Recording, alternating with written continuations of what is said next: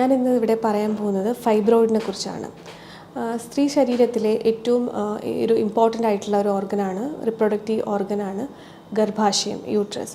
അതിൽ വരുന്ന muscle ടിഷ്യൂസിൻ്റെ, യൂട്രസിൻ്റെ muscle ടിഷ്യൂസിൽ വരുന്ന നോൺ ക്യാൻസറസ് ആയിട്ടുള്ള ഗ്രോത്തിനെയാണ് നമ്മൾ അല്ലെങ്കിൽ മുഴകളെയാണ് നമ്മൾ ഗർഭാശയ മുഴകൾ അല്ലെങ്കിൽ ഫൈബ്രോയിഡ്സ് എന്ന് പറയുന്നത്. ഇതാണ് വളരെ കോമൺ ആയിട്ട് മോസ്റ്റ് കോമൺ ഫൗണ്ട് ഫൈബ്രോയിഡ് എന്ന് പറയുന്നത് ഇൻട്രാമ്യൂറൽ ഫൈബ്രോയിഡ് ആണ്. ഇത് യൂഷ്വലി ചെറിയതാണെങ്കിൽ നമുക്ക് സിംറ്റംസ് ഒന്നും തന്നെ ഉണ്ടാക്കാറില്ല.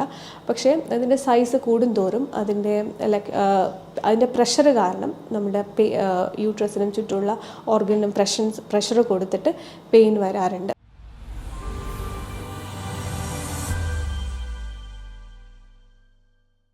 ഞാൻ ഡോക്ടർ നജീബ, പ്രെഡിക്റ്റീവ് ഹോമിയോപ്പതി കൊച്ചിയിലെ ഗൈനക്കോളജി വിഭാഗത്തിലെ സീനിയർ കൺസൾട്ടൻറ്റ്. ഞാൻ ഇന്ന് ഇവിടെ പറയാൻ പോകുന്നത് ഫൈബ്രോയിഡിനെ കുറിച്ചാണ്. സ്ത്രീ ശരീരത്തിലെ ഏറ്റവും ഒരു ഇമ്പോർട്ടൻ്റ് ആയിട്ടുള്ള ഒരു ഓർഗനാണ്, റിപ്രൊഡക്റ്റീവ് ഓർഗനാണ് ഗർഭാശയം, യൂട്രസ്. അതിൽ വരുന്ന മസിൽ ടിഷ്യൂസിൻ്റെ, യൂട്രസിൻ്റെ മസിൽ ടിഷ്യൂസിൽ വരുന്ന നോൺ ക്യാൻസറസ് ആയിട്ടുള്ള ഗ്രോത്തിനെയാണ് നമ്മൾ അല്ലെങ്കിൽ മുഴകളെയാണ് നമ്മൾ ഗർഭാശയ മുഴകൾ അല്ലെങ്കിൽ ഫൈബ്രോയിഡ്സ് എന്ന് പറയുന്നത്. ഈ മുഴകൾ സാധാരണയായിട്ട് ഒരു 35 വയസ്സ് മുതൽ 50 വയസ്സ് വരെയുള്ള സ്ത്രീകളിലാണ് കാണുന്നത്. ഇത് പല തരത്തിലുണ്ട്, 3 തരത്തിലുണ്ട്. ഒന്നാമത്തേത് ഇൻട്രാമ്യൂറൽ ഫൈബ്രോയിഡ് എന്ന് പറയും. അതായത് യൂട്രസിൻ്റെ തന്നെ വാൾസിൽ കാണുന്ന ഫൈബ്രോയിഡാണ്. ഇതാണ് വളരെ കോമൺ ആയിട്ട് മോസ്റ്റ് കോമൺ ഫൗണ്ട് ഫൈബ്രോയിഡ് എന്ന് പറയുന്നത് ഇൻട്രാമ്യൂറൽ ഫൈബ്രോയിഡാണ്. പിന്നെ വരുന്നതാണ് സബ് സീറോസൽ ഫൈബ്രോയിഡ്. അത് പെരിട്ടോണിയൽ സർഫസിൽ വരുന്നതാണ്. യൂട്രസിൻ്റെ പെരിട്ടോണിയൽ സർഫസിൽ വരുന്ന ഫൈബ്രോയിഡിനെയാണ് സബ് സീറോസൽ ഫൈബ്രോയിഡ് എന്ന് പറയുന്നത്. ഇത് യൂഷ്വലി ചെറിയതാണെങ്കിൽ നമുക്ക് സിംറ്റംസ് ഒന്നും തന്നെ ഉണ്ടാക്കാറില്ല. പക്ഷേ അതിൻ്റെ സൈസ് കൂടുന്തോറും അതിൻ്റെ പ്രഷർ കാരണം നമ്മുടെ യൂട്രസിനും ചുറ്റുമുള്ള ഓർഗനും പ്രഷർ കൊടുത്തിട്ട് പെയിൻ വരാറുണ്ട്. മൂന്നാമത്തേത് സബ് മ്യൂക്കോസൽ ഫൈബ്രോയിഡ്. ഇതെന്ന് പറയുന്നത് യൂട്രസിൻ്റെ ആന്തരിക ലൈനിങ്ങായ എൻഡോമെട്രിയൽ ലൈനിങ്ങിൽ വരുന്ന ഫൈബ്രോയിഡാണ്. ഇത് യൂഷ്വലി നല്ല രീതിയിൽ ബ്ലീഡിങ് ഉണ്ടാക്കുന്ന, അമിത രക്തസ്രാവം ഉണ്ടാക്കുന്ന ഒരു ടൈപ്പ് ഫൈബ്രോയിഡാണ്. ഇതിൻ്റെ ലക്ഷണങ്ങൾ എന്തൊക്കെയാണെന്ന് നമുക്ക് ആദ്യം നോക്കാം. മെയിനായിട്ട് ബ്ലീഡിങ് ആണ്, അമിത രക്തസ്രാവമാണ് യൂട്രൈൻ ഫൈബ്രോയിഡ്സിൻ്റെ മെയിൻ സിംറ്റം. അത് തന്നെ പലതരത്തിലുണ്ട്, രക്തസ്രാവം തന്നെ പലതരത്തിലുണ്ട്. അത് ഒന്നാമത്തേത് പ്രൊലോങ്ഡ് ബ്ലീഡിങ്, അതായത് 7 ദിവസം കഴിഞ്ഞിട്ടും പീരീഡ്സ് നിൽക്കാത്ത അവസ്ഥ. 10, 14, 20 ദിവസത്തോളം ഒക്കെ ബ്ലീഡിങ് കണ്ടിന്യൂസ് ആയിട്ട് വരുന്നു എന്ന് പറഞ്ഞ് വരാറുണ്ട്. സെക്കൻഡ് ആണ് ഫ്രീക്വൻറ്റ് ബ്ലീഡിങ്, അതായത് 21 ദിവസം തികയുന്നതിന് മുന്നേ തന്നെ അടുത്ത ബ്ലീഡിങ് തുടങ്ങാം. നെക്സ്റ്റാണ് ഹെവി ബ്ലീഡിങ്, അതായത് ചിലപ്പോൾ 7-8 ദിവസം തന്നെ ബ്ലീഡിങ് കാണുള്ളൂ, പക്ഷേ അത് ഹെവി ആയിരിക്കും. ഇപ്പോൾ 2-3 മണിക്കൂറിൽ തന്നെ അവരുടെ സാനിറ്ററി പാഡോ അല്ലെങ്കിൽ മെൻസ്ട്രൽ കപ്പാണെങ്കിൽ യൂസ് ചെയ്യുന്നത് അത് എംറ്റി ചെയ്യേണ്ട അവസ്ഥ. ഫൈബ്രോയിഡിൻ്റെ വേറൊരു ലക്ഷണമാണ് വയറുവേദന, അതായത് പീരീഡ്സിൻ്റെ സമയത്ത്, മെൻസസിൻ്റെ സമയത്ത് അവർക്ക് കഠിനമായിട്ടുള്ള വയറുവേദന. പിന്നെ ചിലപ്പോൾ സിംറ്റംസ് ഒന്നും തന്നെ കാണാറില്ല, പക്ഷേ ചിലവരെന്തോ വയറിലൊരു ബോൾ ഇരിക്കുന്ന പോലെ, അല്ലെങ്കിൽ ഒരു റബ്ബർ ബോൾ ഇരിക്കുന്ന പോലെ ഒരു സെൻസേഷൻ അല്ലെങ്കിൽ കട്ടി തോന്നുമെന്ന് പറഞ്ഞ് വരാറുണ്ട്. അല്ലാന്നുണ്ടെങ്കിൽ ഫൈബ്രോയിഡിൻ്റെ വേറെ ഒരു സിംറ്റം എന്താണെന്ന് വെച്ചാൽ പ്രഷർ സിംറ്റംസ് എന്ന് പറയും. അതായത് ഈ മുഴ ഇരുന്നിട്ട് അതിൻ്റെ വലിപ്പക്കൂടുതൽ കാരണം അത് സ്പൈനിൽ ചെന്ന് അമർത്തിയിട്ട് നടുവേദന വരാം, അല്ലെങ്കിൽ അത് ബ്ലാഡറിൽ ചെന്ന് കംപ്രസ് ചെയ്തിട്ട് ഇടയ്ക്കിടയ്ക്ക് മൂത്രം പോവുക, അല്ലെങ്കിൽ തുമ്മുമ്പോഴോ ചുമയ്ക്കുമ്പോഴോ ഒക്കെ മൂത്രം ആയി പോവുക, പാൻറ്റീസിലായി പോവുക, അല്ലെങ്കിൽ യൂറിറ്ററിൽ ചെന്ന് തട്ടിയിട്ട് മൂത്ര തടസ്സം വന്നേക്കാം. അല്ലെങ്കിൽ യൂഷ്വലി നെർവിനെ കംപ്രസ് ചെയ്തിട്ട്, അതായത് സയാറ്റിക് നെർവിനെ കംപ്രസ് ചെയ്തിട്ട് സയാറ്റിക്ക എന്ന് പറയുന്ന വേദന, അതായത് നടു മുതൽ കാലിൻ്റെ പുറകുവശം വരെ താഴ്വശം വരെയുള്ള വേദന, വലിക്കുന്ന വേദനയായിരിക്കും, അസഹനീയമായിട്ടുള്ള വേദന. ഇതൊക്കെയാണ് യൂഷ്വലി യൂട്രൈൻ ഫൈബ്രോയിഡ്സിൻ്റെ മെയിൻ സിംറ്റംസ് എന്ന് പറയുന്നത്.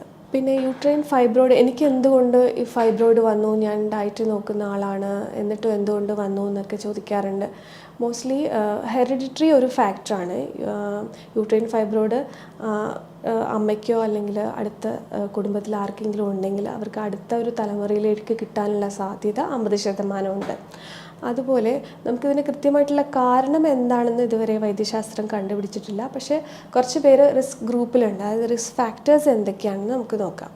അത് അമിതവണ്ണമുള്ളവരിൽ സാധാരണ രീതിയിൽ യൂട്രൈൻ ഫൈബ്രോയിഡ് കണ്ടുവരാറുണ്ട്. അതുപോലെ നേരത്തെ പെട്ടെന്ന് ഋതുമതിയാകുന്ന സ്ത്രീകളിലും ഫൈബ്രോയിഡ് നേരത്തെ കണ്ടുവരാറുണ്ട്. അതുപോലെ ഗർഭം ധരിക്കാത്ത യൂട്രസിലും ഫൈബ്രോയിഡ്സ് വരാനുള്ള ടെൻഡൻസി അധികമാണ്. അതുപോലെ തന്നെ അമിതമായിട്ട് ശരീരത്തിൽ ഈസ്ട്രജൻ പുറപ്പെടുവിക്കുന്ന ഒരു ടൈപ്പ് ആണ് ശരീരം എന്നുണ്ടെങ്കിലും ആ ഒരു ടൈപ്പ് ഓഫ് ബോഡിയിലും യൂട്രസിൽ ഫൈബ്രോയിഡ് വരാനുള്ള സാധ്യത കാണുന്നുണ്ട്. ഇതിൻ്റെ കോംപ്ലിക്കേഷൻസ്, ഈ ഫൈബ്രോയിഡ് വന്നു കഴിഞ്ഞാൽ പിന്നെ അത് ചികിത്സിക്കാതെ ഇരുന്ന് കഴിഞ്ഞാൽ അതിൻ്റെ ബുദ്ധിമുട്ട് എന്തൊക്കെയാണെന്നുള്ളത് നമുക്ക് നോക്കാം. മെയിനായിട്ട് ഫൈബ്രോയിഡ് ഇരുന്ന് അത് വലുതായി കഴിഞ്ഞിട്ട് ഈ പറഞ്ഞ മറ്റുള്ള ഓർഗനെയൊക്കെ കംപ്രസ് ചെയ്തിട്ട് നേരത്തെ പറഞ്ഞിട്ടുള്ള സിംറ്റംസൊക്കെ വന്ന് ആൾക്കാർ ബുദ്ധിമുട്ടാറുണ്ട്. അതുപോലെ തന്നെ അനീമിയ, അതായത് അമിത രക്തസ്രാവമാണല്ലോ ഫൈബ്രോയിഡിൻ്റെ മെയിനായിട്ടുള്ള സിംറ്റം. അത് കാരണം അമിതമായിട്ടുള്ള ബ്ലഡ് ലോസ് കാരണം വിളർച്ച, അതിനോടൊപ്പം തന്നെ ദൈനംദിന കാര്യങ്ങൾ ചെയ്യാനുള്ള മടുപ്പ്, ക്ഷീണം എന്നിവയൊക്കെ പേഷ്യൻസ് പ്രസൻറ്റ് ചെയ്യാറുണ്ട്. അപ്പോൾ ഈ സാധാരണ രീതിയിൽ ഒരു മെൻസ്ട്രൽ സൈക്കിളിൽ ഒരു ലേഡിക്ക് 5 to 6 ടേബിൾ സ്പൂൺ ഓഫ് ബ്ലഡാണ് നഷ്ടപ്പെടുന്നത്. അപ്പോൾ ഇതിലും കൂടുതൽ നഷ്ടപ്പെടുമ്പോൾ സ്വാഭാവികമായിട്ടും ശരീരത്തിൽ ബുദ്ധിമുട്ടുകളൊക്കെ ഉണ്ടാക്കും. അപ്പോൾ ഫൈബ്രോയിഡ് കണ്ടുപിടിച്ച് എത്രയും വേഗം തന്നെ സിംറ്റംസ് ഇതുപോലെ രക്തസ്രാവം അധികമാണ് എന്നൊക്കെ ഉണ്ടെങ്കിൽ, അല്ലെങ്കിൽ വയറിലൊരു മാസ് ഫീലിംഗ് ഒക്കെ തോന്നുന്നുണ്ടെങ്കിൽ എത്രയും വേഗം തന്നെ ഒരു ഡോക്ടറിനെ കണ്ടിട്ട് നിങ്ങൾ ട്രീറ്റ്മെൻറ്റ് എടുത്ത് തുടങ്ങണം. ഫൈബ്രോയിഡിൻ്റെ വേറൊരു കോംപ്ലിക്കേഷനാണ് റെഡ് ഡീജനറേഷൻ അല്ലെങ്കിൽ ടോഷൻ. ഞെട്ടുള്ള ടൈപ്പ് ഓഫ് ഫൈബ്രോയിഡ് ആണെങ്കിൽ അത് തിരിഞ്ഞ് ടോഷൻ സംഭവിച്ചിട്ട് ചിലപ്പോൾ അധികമായിട്ടുള്ളൊരു എമർജൻസി സിറ്റുവേഷൻ ഉണ്ടാക്കിയേക്കാം. യൂട്രൈൻ ഫൈബ്രോയിഡ് ഉള്ളവർ തീർച്ചയായിട്ടും ഒരു റെഗുലർ ബേസിസിൽ എക്സസൈസ് ചെയ്യണം. അതായത് ഒരു 30 വയസ്സ് കഴിഞ്ഞിട്ടുള്ള സ്ത്രീകൾ എന്തായാലും ഒരു 35 അല്ലെങ്കിൽ 45 മിനിറ്റ്സ് എക്സസൈസ് റെഗുലറായിട്ട് ചെയ്യുക. ഭക്ഷണ പദാർത്ഥങ്ങളിൽ നല്ല ഡയറ്റ് കീപ്പ് ചെയ്യുക, അതായത് ക്വാളിറ്റി ആയിട്ടുള്ള ഫുഡ് കഴിക്കുക. റെഡ് മീറ്റ് അല്ലെങ്കിൽ വറുത്തതും പൊരിച്ചതായിട്ടുള്ള ഭക്ഷണങ്ങൾ, ജങ്ക് ഫുഡ് ഇതൊക്കെ അവോയ്ഡ് ചെയ്യുക. റെഡ് മീറ്റ് കഴിക്കുന്നവരിലും ഫൈബ്രോയിഡ് അധികമായിട്ട് കാണുന്നുണ്ട്. അമിതവണ്ണമുള്ളവരാണെങ്കിൽ വണ്ണം കുറയ്ക്കുക. ഹോമിയോപ്പതിയിൽ ഫൈബ്രോയിഡിന് നല്ല ചികിത്സയുണ്ട്. GCS, ജനറ്റിക് കോൺസ്റ്റിറ്റ്യൂഷണൽ സിംലിമം എന്ന് പറയും. ഈ ഒരു ട്രീറ്റ്മെൻറ്റിൻ്റെ ഒരു പ്രത്യേകത എന്ന് പറഞ്ഞാൽ, ഇപ്പോൾ 2 ഫൈബ്രോയിഡ് ഉള്ള 2 സ്ത്രീകൾ വന്നാൽ അവർക്ക് 2 പേർക്കും ഒരു മരുന്നായിരിക്കില്ല. അവരുടെ സിംറ്റംസ് ചിലപ്പോൾ ചിലവർക്ക് ബ്ലീഡിങ് മാത്രമേ ഉണ്ടാവുള്ളൂ. അത് ടൈപ്പ് ഓഫ് ഫൈബ്രോയിഡ് അനുസരിച്ചിരിക്കും. സിംറ്റംസ് കളക്ട് ചെയ്ത് അതുപോലെ തന്നെ അവരുടെ പാരമ്പര്യമായിട്ടുള്ള അവരുടെ രോഗങ്ങൾ, അതുപോലെ കുടുംബ ഹിസ്റ്ററി, അവരുടെ ഇഷ്ടാനിഷ്ടങ്ങൾ, അവരുടെ ലൈഫിൽ വരുന്ന കോൺഫ്ലിക്ട്സിനെ അവരെങ്ങനെയാണ് നേരിടുന്നത്, ഇതെല്ലാം കണക്കിലെടുത്തിട്ട് ഒരു കൃത്യമായിട്ടുള്ള ഒരു മരുന്നിൽ ഡോക്ടറിനെ എത്താൻ സാധിച്ചാൽ ഫൈബ്രോയിഡ് നല്ല രീതിയിൽ അതിൻ്റെ സൈസ് ചുരുങ്ങി വരികയും അതിനോടൊപ്പമുള്ള സിംറ്റംസ് എല്ലാം കുറഞ്ഞു വരികയും ചെയ്യും. ഈ പറഞ്ഞ വിഷയത്തിൽ നിങ്ങൾക്ക് എന്തെങ്കിലും സംശയമുണ്ടെങ്കിൽ താഴെ കാണുന്ന നമ്പറിൽ കോൺടാക്റ്റ് ചെയ്യാവുന്നതാണ്. അടുത്തൊരു മെഡിക്കൽ ടോപ്പിക്കുമായിട്ട് വീണ്ടും കാണാം.